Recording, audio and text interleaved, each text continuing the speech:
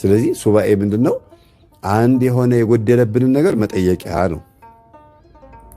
በመጀመሪያ እኛ ራሳችን ከእግዚአብሔር ጎድለናል። በቃ እኛ ከእግዚአብሔር ምን ብለናል? ጎድለናል። ያ እንዲደረግልኝ የምፈልገው ነገር ከፊት ለፊቴ በወረቀት ለጥፌ ወይም በሆነ ነገር ማስቀመጥ አለብኝ። የምፈልገውን ጥያቄ የማርያም እጅ ላይ ወይ የመድኃኔ ዓለም ወይ የሆነ ቦታ ላይ በወረቀት መለጠፍ አለብኝ። ያንን በአይምሮዬ እያሰብኩት ነው ሱባኤ የምገባው። አንደኛ ስንታመም፣ ስንጨነቅ፣ ስንታወክ ሱባኤ እንገባለን። ሌላው የሱባኤ አይነቶችን ነው የምነግራችሁ። አንደኛ የግል ሱባኤ የሚባል አለ። የግል ሱባኤ ሁለት አይነት ነው። አንደኛ ሱባኤ ዝግጅት ስናደርግ ያሉብንን ፕሮግራሞቻችንን በሙሉ ማጠናቀቅ አለብን። ለምሳሌ ሞባይል ተይዞ አይገባም በአሁኑ ዘመን። በድሮ ጊዜ ግን የውስጥ ዝግጅት ደግሞ አለባበስን በተመለከተ ህሊናን የሚነሳ ነገር አለ። ይቅር ማለት የምንችላቸውን ሰዎች ሄዶ ይቅር ማለት ኔትወርኩ ክፍት እንዲሆን በእግዚአብሔር የተሰማ እንዲሆን ማለት ነው። ዲያብሎስ ደግሞ እጅግ በጣም ከሚናደድባቸው ስርዓቶቻችን ውስጥ አንዱ ሱባኤ ነው። ለምን ሲባል በሱባኤ ውስጥ ጣልቃ መግባት ስለማይችል ጸሎት ውስጥ ጣልቃ ሊገባ ይችላል። ለማድረግ አስብና እነሳለው ክፉም በሚያሰራ መናፍስትን ከመዋጋት ጋር ነፍሳችንን ከማዳንና ገነት መንግሥተ ሰማያትን ለመውረስ ከምናረገው ከምንፈልገው ፍላጎቶቻችን አንጻር እንዲሁም ራሳችንን ነፃ ለማውጣት ከዲያብሎስ ባርነትም ሆነ ወደ እግዚአብሔር ፍቅር ለመጠጋት ከዲያብሎስ ባርነትም ለመላቀቅ የምንጠቀምባቸውን መንገዶች ብቻ ነው የምንወያየው።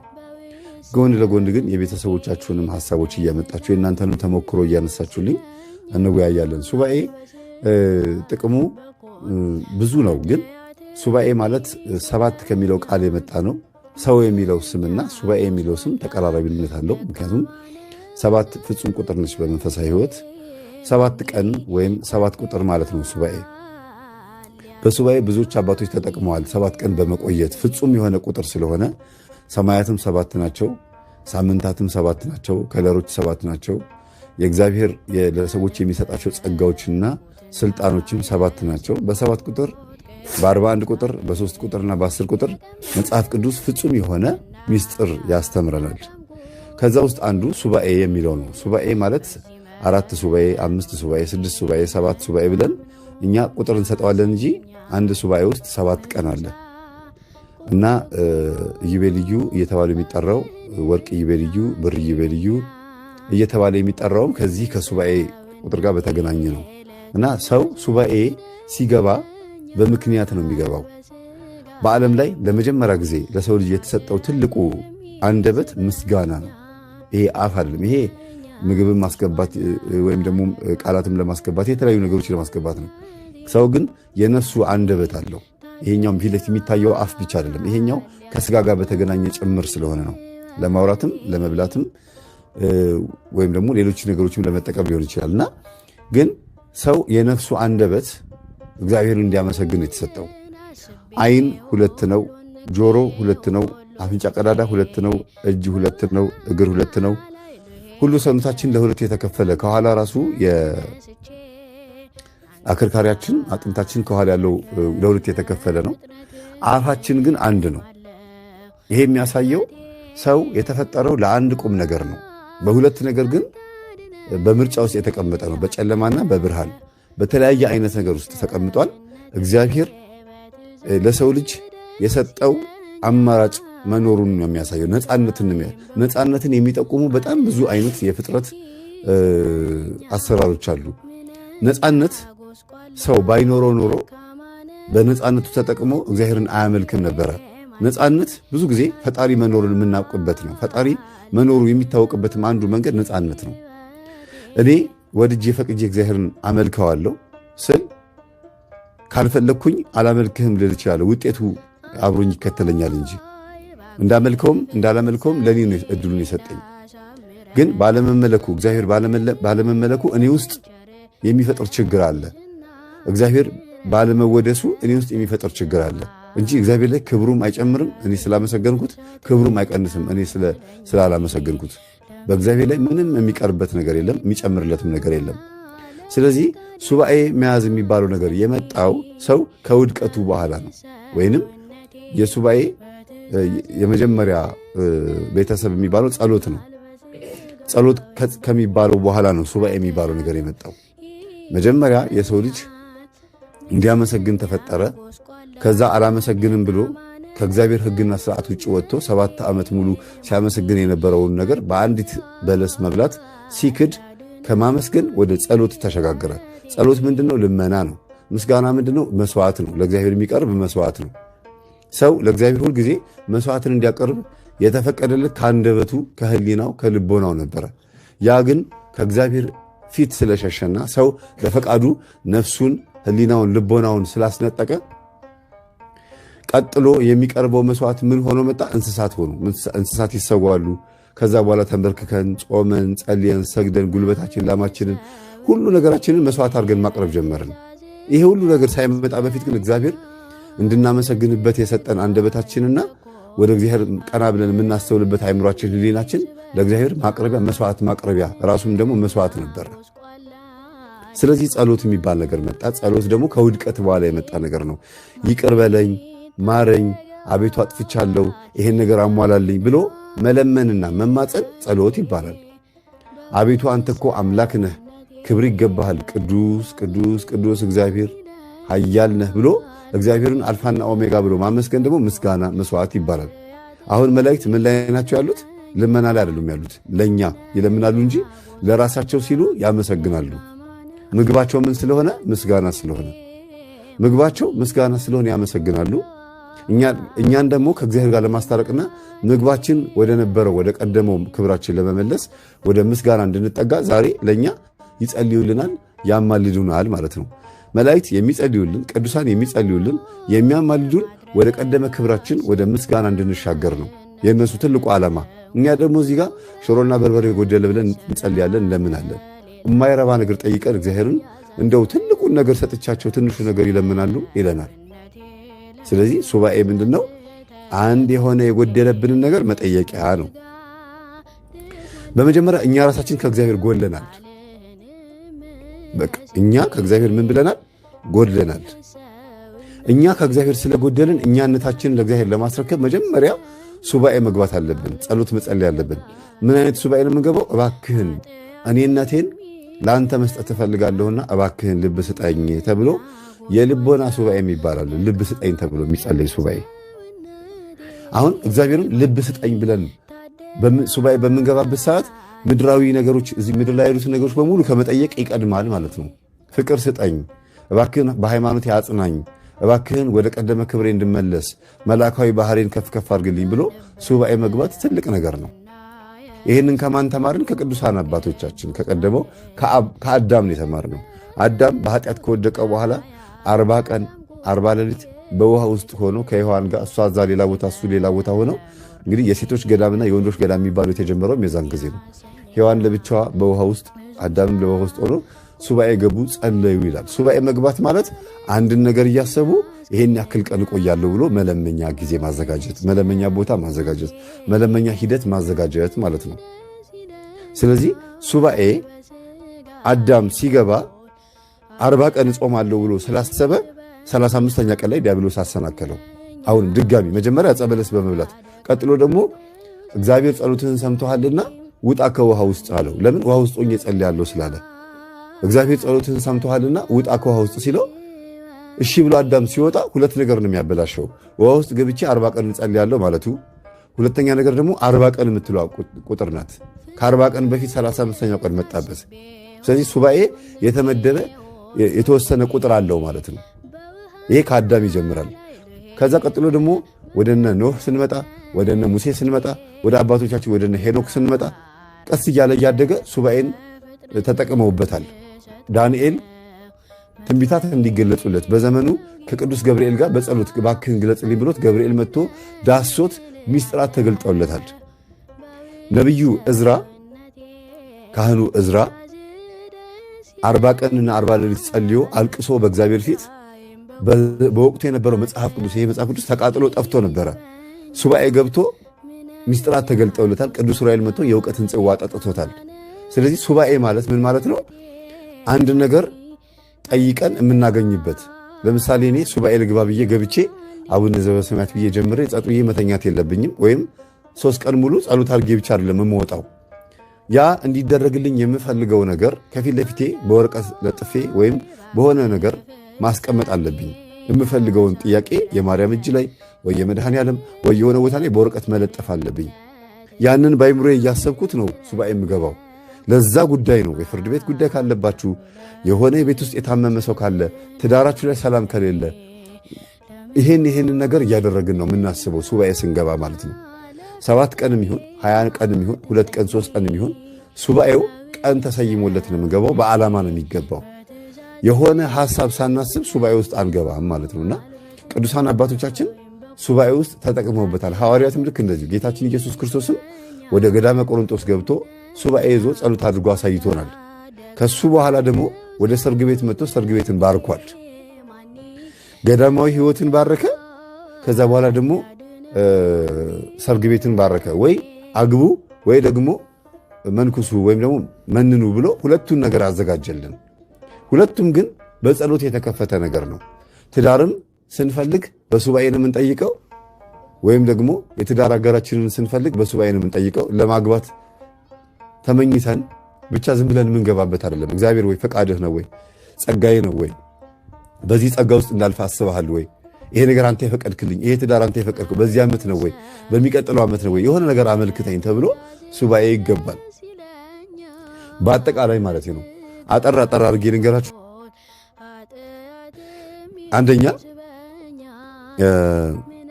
ስንታመም፣ ስንጨነቅ፣ ስንታወክ ሱባኤ እንገባለን።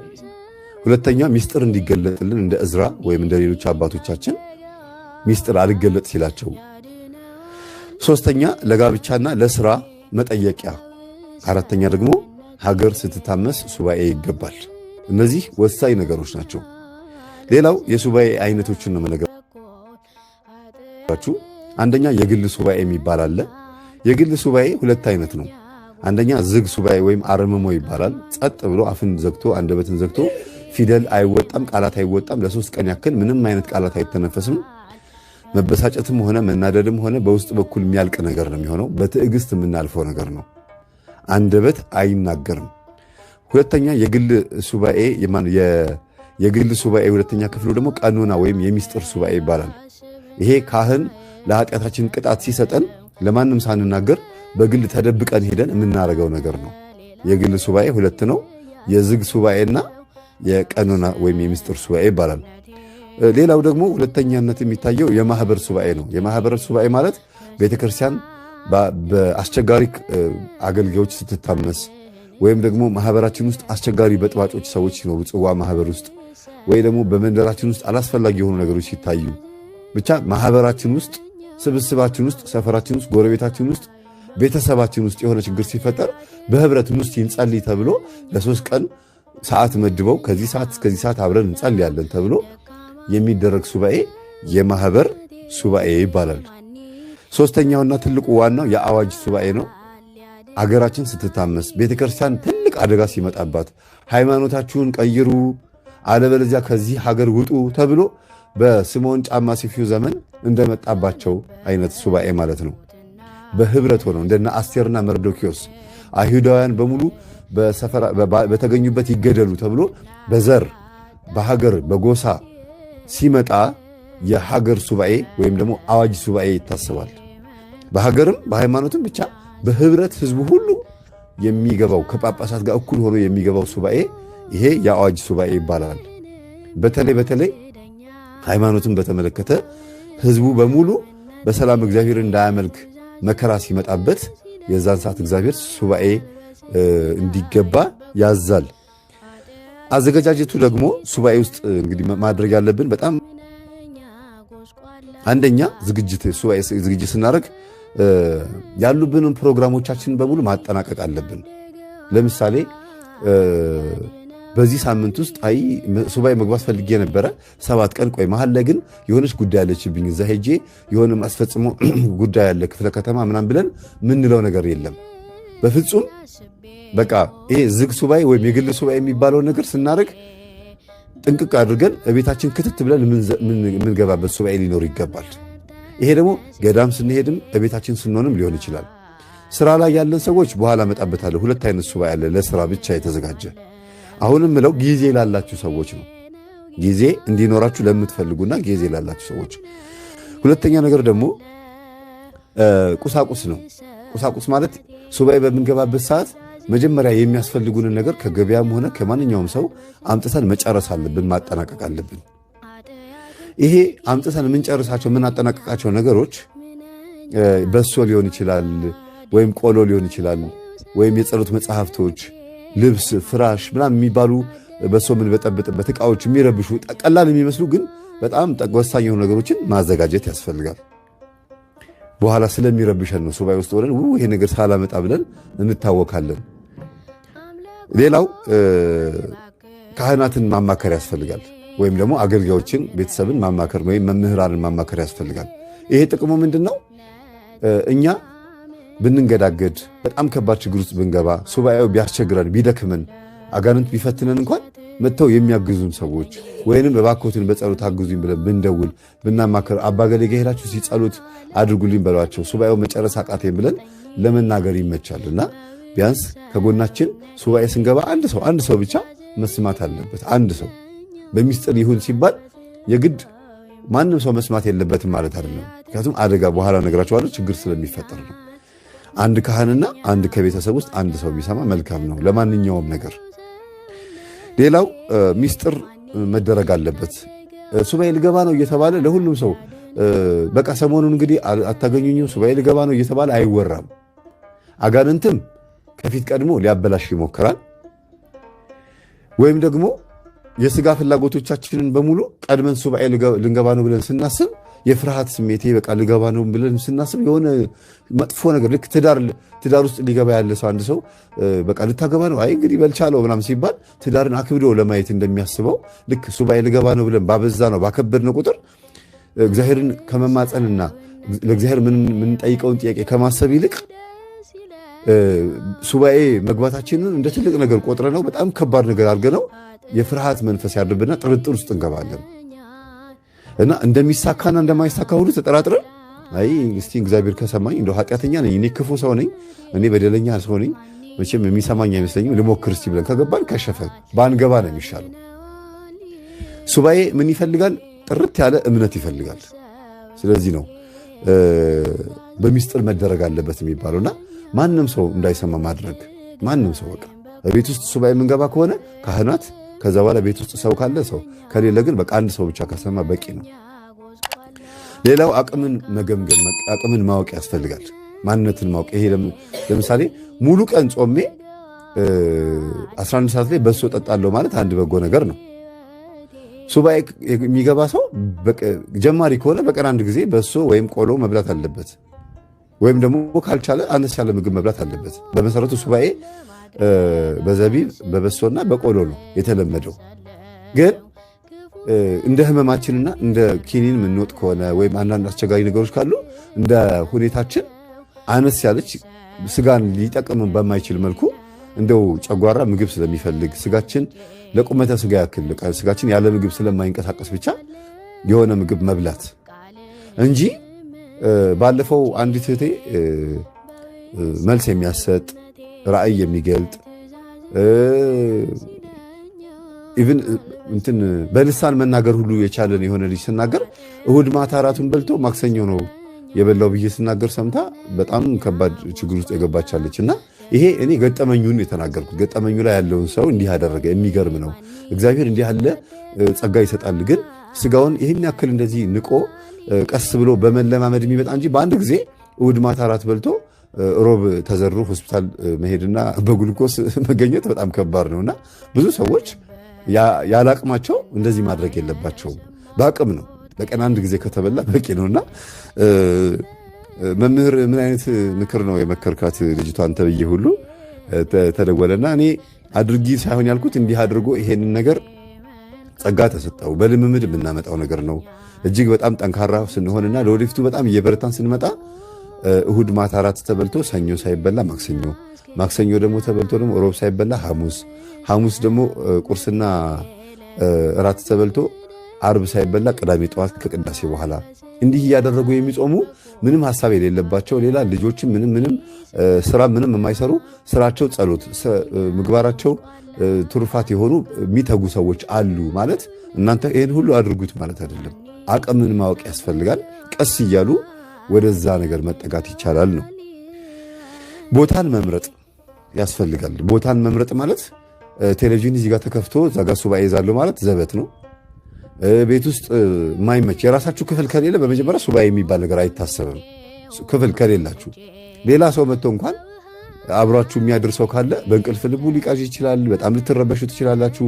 ሐሳባችሁ ሊበተን ይችላልና ክፍል ዝግት ብሎ አንድን ክፍል ዘግቶ ሱባኤ መያዝ። ከልጆች ጋር ያላችሁ እናቶችም ልክ እንደዚሁ በኋላ እነግራችኋለሁ።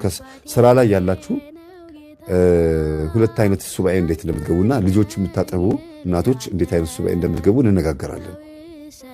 ስለዚህ ቦታ መምረጥ ያስፈልጋል። ገዳም ሄዳችሁ ሱባኤ የምትገቡ ከሆነ ገዳም ስትሄዱ ራሱ ጸበልተኞች ካሉ አጋንንት ያለባቸው የሚጠመቁ በጣም ብዙ ሰዎች ያሉበት አካባቢ ከሆነ ራሳችሁን ገለል አድርጋችሁ ቤት ተከራይታችሁ ለብቻችሁ ቤተክርስቲያኑ ጉልላቱ ፊት ለፊት በሚታይበት መንገድ ሆናችሁ ቦታ ሆናችሁ ቤት ተከራይታችሁ ለሁለት ራሱ ጋር ሱባኤ አይገባም።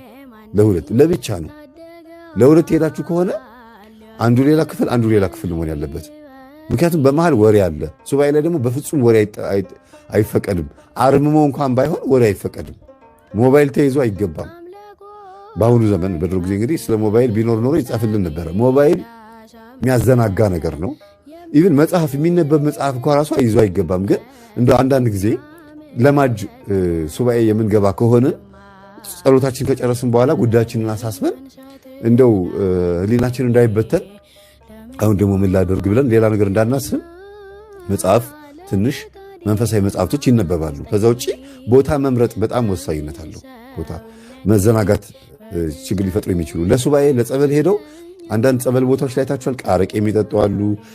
ቆሎ እንደዚህ ፍስ አድርጎ ዝግን አድርጎ የሚበላበት ቦታ፣ በጣም ብዙ ጎረምሶች የሚሰበሰቡበት ቦታ 3-4 ሆኖ ሱባኤ ሲገቡ ዝም ብሎ ሰግዶ ብቻ የሚተኙ አሉ።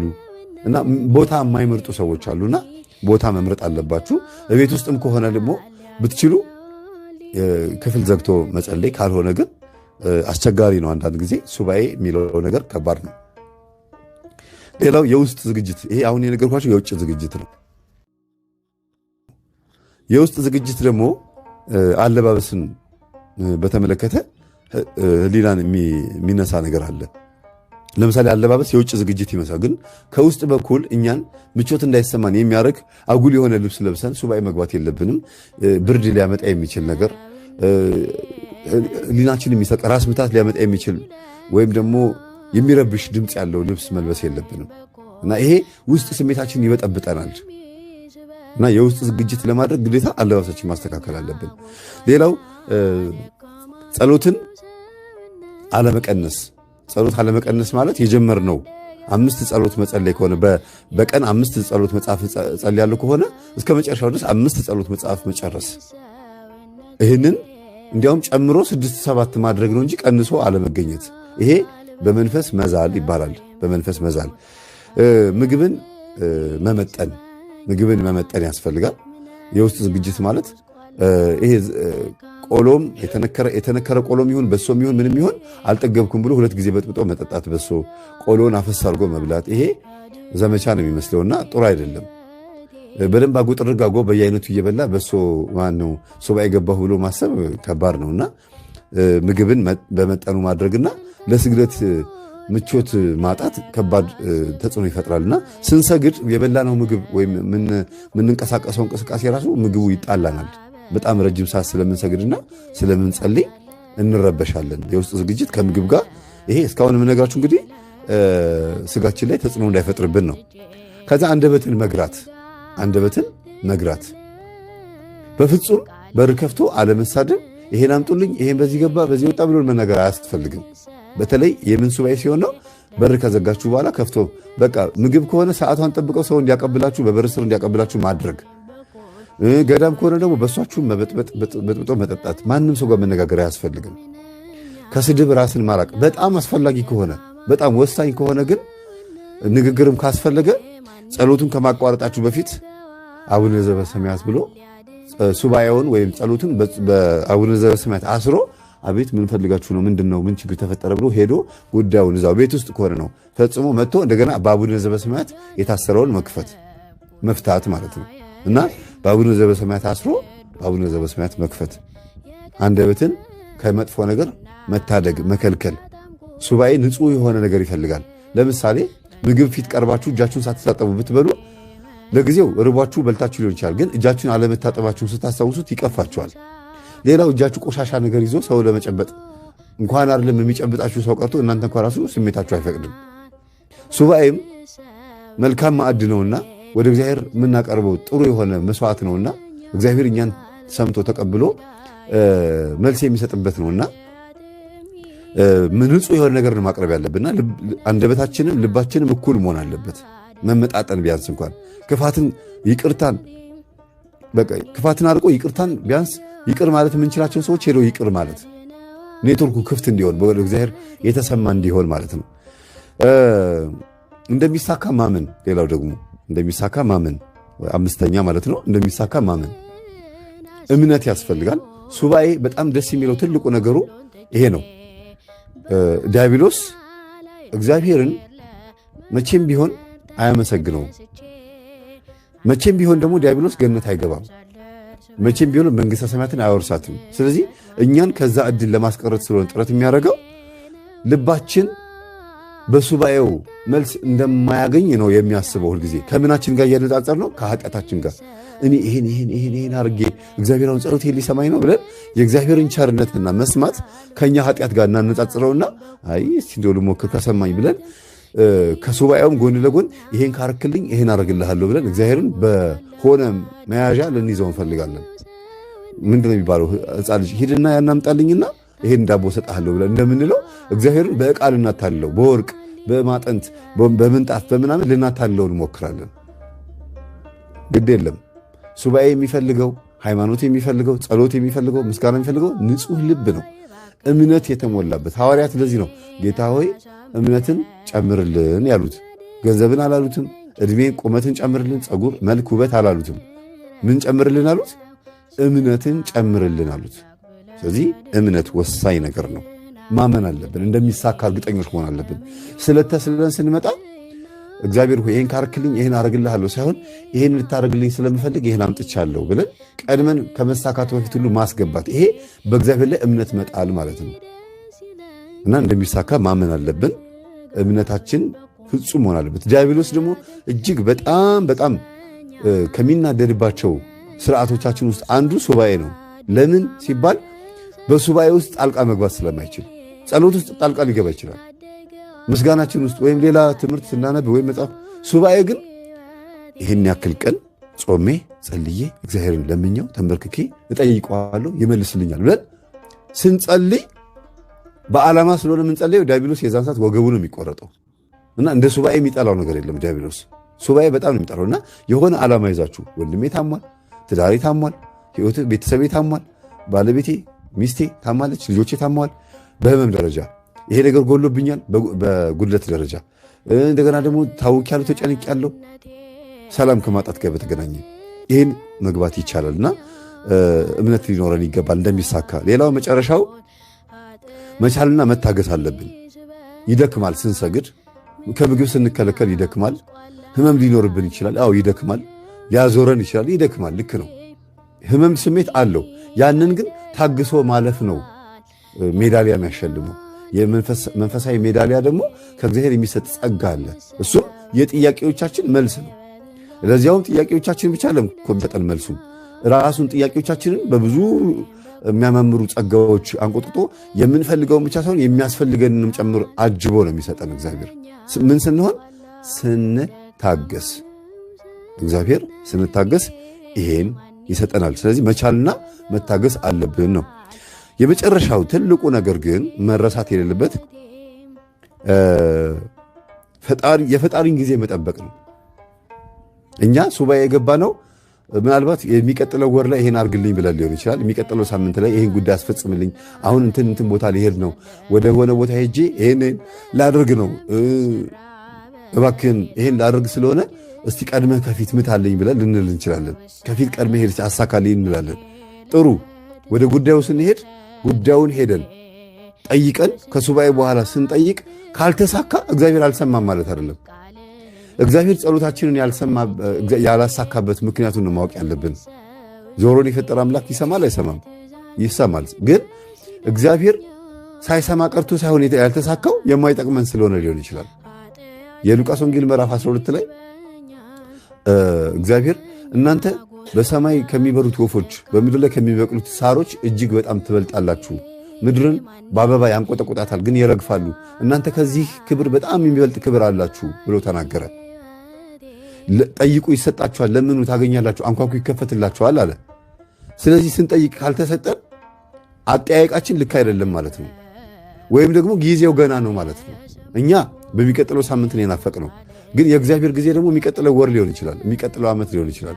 ብዙ ጊዜ ቅዱሳን በቀጠሩበት ሱባኤ ቀን አይመጣላቸውም። እግዚአብሔር ሱባኤውን አሳልፎ ይመጣል። አንዳንድ ጊዜ ደግሞ ቀድሞ ይመጣል፣ በጣም ፍቅሩ ሲብስ። መቅሰፍትም ከሆነ ደግሞ ልክ እንደዚሁ፣ ምሕረትም ከሆነ እንደዚሁ። በኖህ ዘመን 120 ዘመን አላችሁ ተብሎ ሲነገራቸው አይ 100ውን ዘመን እንጨፍርበትና 20ውን ዘመን ንስሐ እንገባበታለን ብለው አሾፉበት። የዚህን ሰዓት ኖህ ወደ እግዚአብሔር ተመልሶ ከልጆቹ ጋር ሆኖ መርከቡን እስከሚሰራ ድረስ 98 ዓመት ፈጀ። እግዚአብሔር ግን 120 ዘመን አልጠበቀም። የተቀጠረው ሱባኤ የተቀጠረው ጊዜ የመቅሰፍቱ ጊዜ በ98ኛው ዓመት ላይ ስንት ዓመት ቀድሞ መጣ?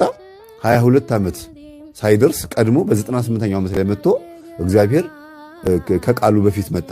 አንዳንድ ጊዜ ደግሞ ቅዱሳን የሚፈልጉት ነገር ቀድሞ ሁሉ ይሰጣቸዋል። ገላትያ ምዕራፍ 1 ቁጥር 17 ላይ ቅዱስ ጳውሎስ ወደ ትምህርቱ ከመግባቱ ለማስተማር ከመሄዱ በፊት ምን ያደርግ ነበረ? ሱባኤ ገብቶ ነበረ፣ ጠይቆ ነበር እግዚአብሔርን። እንዲህም አይነት ሱባኤ አለ፣ ልሄድ ነውና እባክህን አሳካልኝ፣ ይሄን አርግልኝ ብሎ ጠየቀ። ግን ለመልካም ለመንፈሳዊ ነገር ነው የጠየቀው። የእግዚአብሔርን ጊዜ መጠበቅ ያስፈልጋል። ለመጨረሻው መልሱን ስንቀበል መልሱን ምንም መጥፎም ይሁን ጥሩም ይሁን መልሱን መቀበል አለብን። ለምሳሌ እግዚአብሔር ሆይ ይሄ ሰው የኔ ነው ወይ ብላ አንዲት ሴት ሱባኤ ብትገባ ወይም ይቺ ልጅ የኔ ናት ወይ ብሎ ሱባኤ ቢገቡ ሁለት ፍቅረኛሞች እንዳልሆኑ ሊነገራቸው ይችላል። አዎ ልክ ናችሁም ሊባሉ ይችላሉ። ፍላጎቶቻቸውን አይቶ እግዚአብሔር እሷም ሱባኤ ከገባች እሱም ሱባኤ ከገባ ለምን ለሌላ ሰው ሁለቱን ያደርጋቸዋል? እግዚአብሔር ሁለቱንም አንድ ሊያደርጋቸው ይችላል። ግን ደግሞ እሷ ሱባኤ ስትገባ እሱ እንዝላል ከሆነ ወይም አላስፈላጊ ነገር ከሆነ የማይጠቅማት ነገ እድል ፈንተዋ እጣ ተርተዋ ከሱ ጋር ካልሆነ አይደለም ልትባል ትችላለች። ካፈቀረችው ምንድን ነው የምትሆነው? ልጅ እንደ እግዚአብሔር ተሳስታል እወደዋለሁ እኮ የኔ አርግልኝ ብላ ደግሞ ሌላ ሱባኤ ልትገባ ነው። አሁን ሱባኤ መግባት ማለት እግዚአብሔር ሆይ በዚህ ጉዳይ ላይ ምን ትላለህ ብሎ መጠየቅ ነው። በየት ጉዳይ ላይ? በዛ በጠየቀችበት ጉዳይ ላይ ግን ምን ትላለህ ብላ ስትጠይቀው እኔ የምለው ይሄንን ነው ሲላት አይ አልቀበልም ብላ ደግሞ በግድ ልጁን አምጣ የምትል ከሆነ ይሄ ሱባኤ አይባልም። ስጠኝ ብሎ መለም ጸሎት ነው የሚባለው። ስለዚህ ሱባኤ መግባት የለባትም። በየቀኑ እየሄደች ልጁ የኔ እንዲሆን እፈልጋለሁ ብላ ከእግዚአብሔር ጋር መከራከር ነው ያለባት፣ ወይም ልጁን በሆነ ሲስተም የራሷ ማድረግ ነው ያለባት።